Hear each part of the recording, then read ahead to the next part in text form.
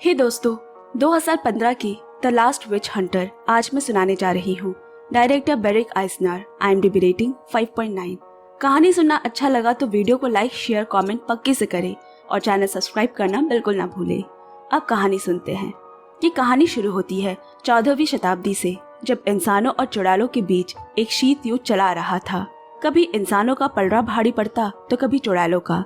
इंसानों को चुड़ैलों के खून में दौड़ने वाले असीम अद्भुत शक्तियों से डर लगा रहता और चुड़ैल मानव प्रजाति को अन्य जानवर जंतुओं की तरह देखती, खुद को उनसे श्रेष्ठ समझती। तो ये लड़ाई अब अस्तित्व की लड़ाई बन चुकी थी। फिर आया मानवता पर ऐसा कहर जब रानी चुड़ैल ने अपनी शक्तियों के जरिए एक महामारी को जन्म दिया और ये इतनी तेजी से फैला कि गांव के गांव खत्म होने लगे। जिन लोगों ने अपने परिवार को इस महामारी में खोया, उन्होंने एकजुट होना शुरू किया और इस रानी चुड़ैल को ढूंढ निकालने का बेड़ा उठाया, जिनमें शामिल है चुड़ैलों का शिकारी कॉल्डर, जिसने अपनी 5 साल की बेटी और बीवी हेलेना को खोया, और डोलान यानी धर्मगुरु इस दल का सरदार है। कई महीनों के जद्दोजहद और मुश्किल सफर को तय कर आखिर में वो एक विशाल पेड़ तक पहुँचे, जिसकी जड़ों में है रानी चुड़ैल का गढ़। उन्हें पता है कि वो सांप के बिल में हाथ डालने आए हैं। सर पे कफन बांधे उन्होंने अंदर प्रवेश किया। अंदर का नजारा बड़ा ही भयावह है। इंसानों पे वो चुड़ैल का जादू भारी पड़ने लगा। एक एक कर सारे सैनिक मारे जाने लगे। एक ही तरीके से चुड़ैल को मारा जा सकता है, लोहे और आग के संगम से।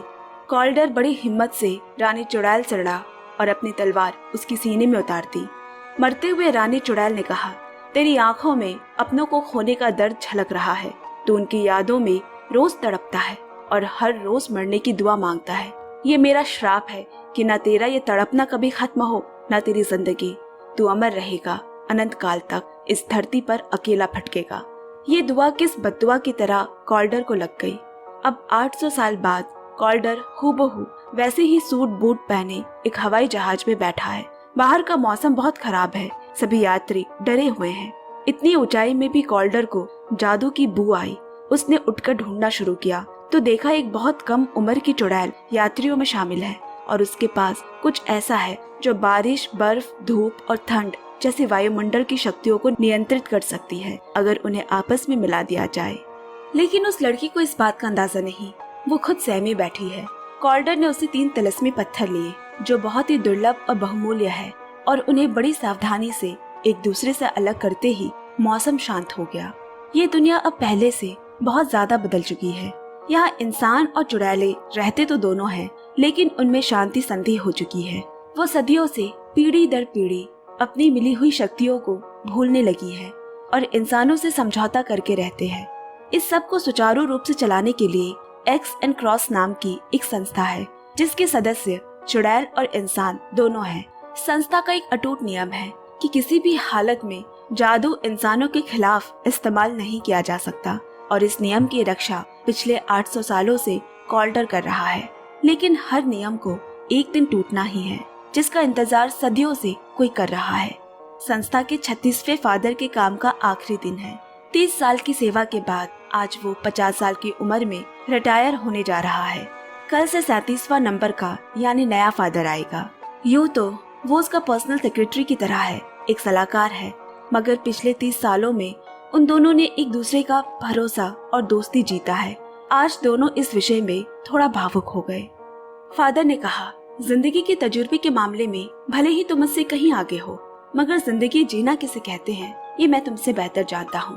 तुम्हारी 800 सालों की जिंदगी अपनी मिठास खो चुकी है, एक लय हो गई है। इस निरस्ता में रस ढूंढने की कोशिश करो। और दोनों ने काफी देर तक समय साथ बिताया। अगले दिन 37वें फादर की शपथ ग्रहण के साथ एक मनहूस खबर आई कि पिछली रात 36वें फादर की मौत हो गई है। कॉल्डर मौका वारदात पहुंचा। कमरे में कहीं किसी तरह की जबरदस्ती के निशान या जादू की भनक नहीं थी। तभी उसकी नजर जमीन पर मरी मक्खियों पर पड़ी, जिन पर नमक के कण गिरते ही एक छुपाया हुआ जादू सामने आ गया। असल में वो साफ सुथरा कमरा दरअसल एक छलावा है। कमरे का असली रूप सामने आते ही ये मालूम चल गया कि ये काम किसी चुड़ैल का है, जिसे फादर से कुछ जानकारी चाहिए थी, इसीलिए उसे कुर्सी से बांधा गया था। वहाँ फादर की वो किताब है जिसे वो हमेशा साथ रखता है। फिर कॉल्डर को एक और बात पता चली कि कल रात नया फादर यहाँ पुराने फादर से मिलने आया था। पर उसका कहना है कि वो बस उनसे काम हैंडओवर लेने आया था। जब कॉल्डर ने उसे हाथ दिखाने को कहा तो उसे जलने के दाग दिखे। नए फादर ने इसका कारण बताया। जब मैं 5 साल का था, चुड़ैलों ने मेरे घर जला दिए, जिसमें मेरे माँ बाप मारे गए। लेकिन उस दिन तुमने तीसरे माले से कूदकर मेरी जान बचाई थी। उसी दिन मैंने तय कर लिया था कि बड़े होकर मैं आपके साथ काम करूंगा और उन चुड़ैल को सलाखों के पीछे रखूंगा।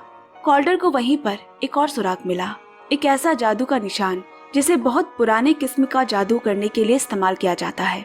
इसे जानने के लिए उसे मैक्स श्लेसिंगर के पास जाना होगा, जो एक पिशाच है मगर इंसानों के साथ रहने वाला।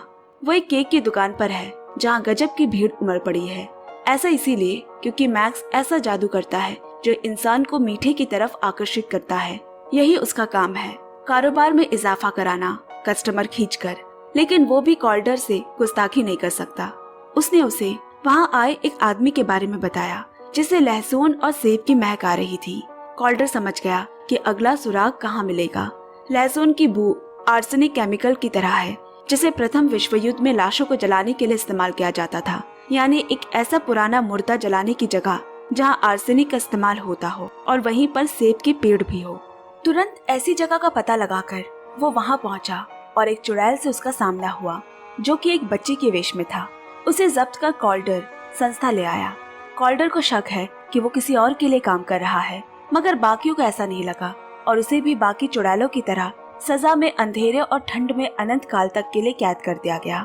वहाँ फिर से कॉल्डर को वैसी ही मक्खी दिखी जैसे पुरानी फादर के वारदात वाली जगह पर थी। उसे याद आया कि वो जादू 800 साल पुराना था, ठीक जिस तरह 800 साल पहले मक्खियों को महामारी का वाहक बनाया गया था। उसे कुछ सूझा और वो तुरंत पुराने फादर के शव के पास गया।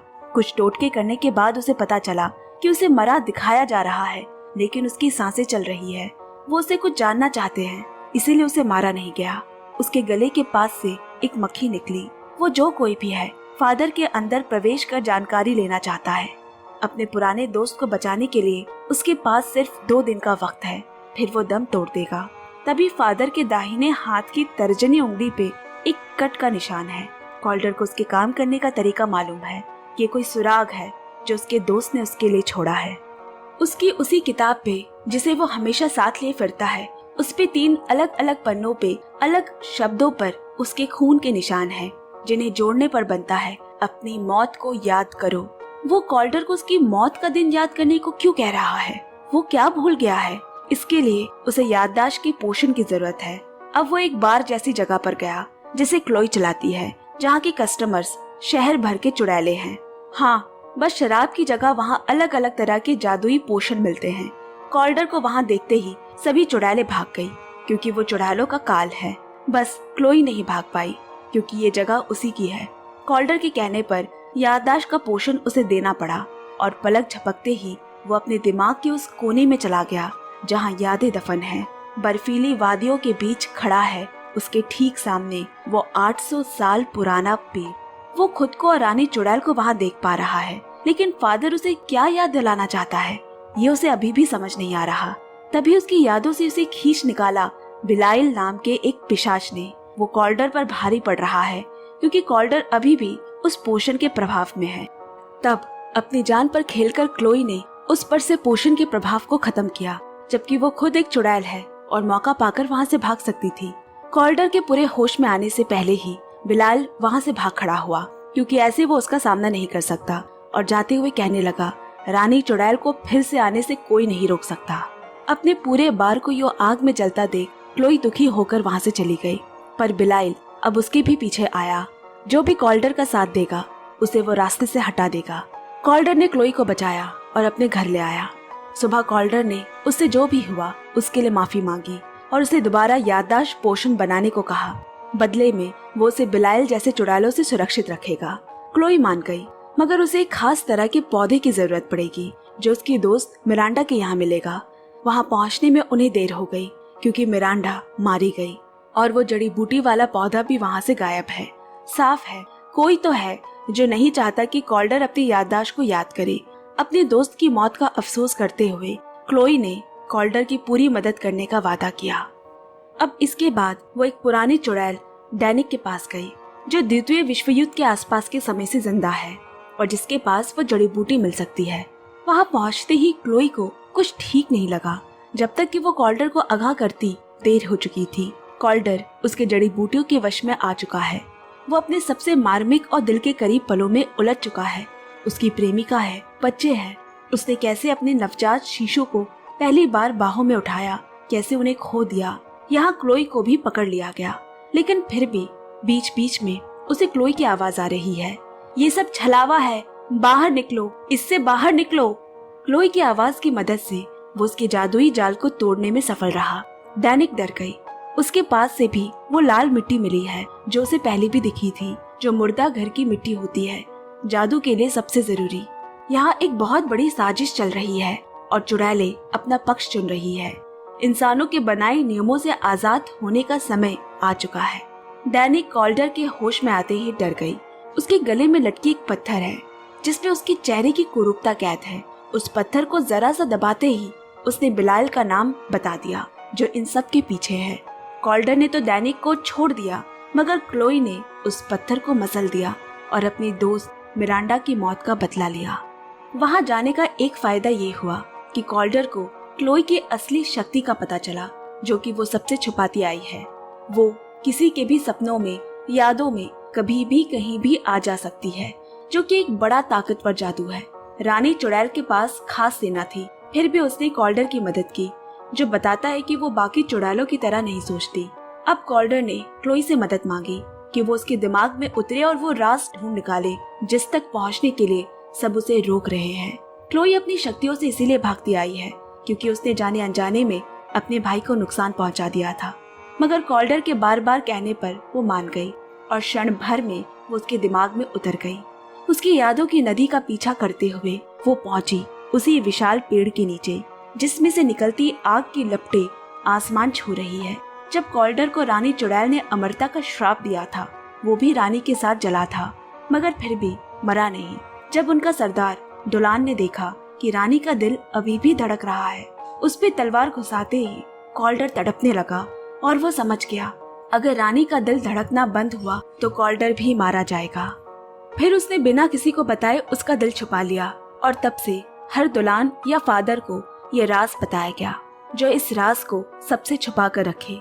इतना बड़ा फरेब 800 सालों से और कॉल्डर भी इस बात से अनजान रहा। इसका मतलब नए फादर को यही राज बताने उस रात पुराने फादर ने उसे बुलाया था और उन पर हमला हुआ। कॉल्डर ने क्लोई को कहा अब यहाँ से सफर खतरनाक है और उसे साथ आने से मना कर दिया। इधर गुस्से में कॉल्डर नए फादर के पास गया। वो बोला मैं मजबूर था, ये 800 साल पुराना झूठ है जो पीढ़ी दर पीढ़ी छुपा कर रखी गई ताकि तुम्हें जिंदा रखा जा सके, मगर पुराने फादर शायद उस रात इस दिल को खत्म कर देते ताकि तुम्हारा श्राप खत्म हो सके।